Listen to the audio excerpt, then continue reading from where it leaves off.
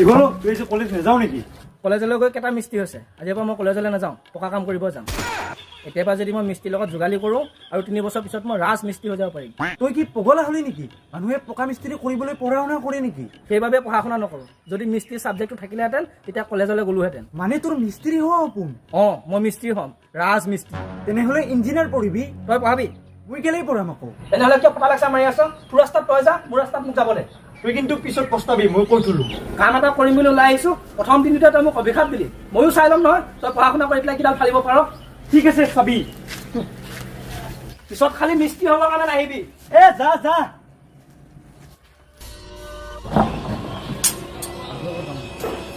ঐ কি হ'ল? টোপনি মাৰিছ? ভালকৈ কামত লাগ।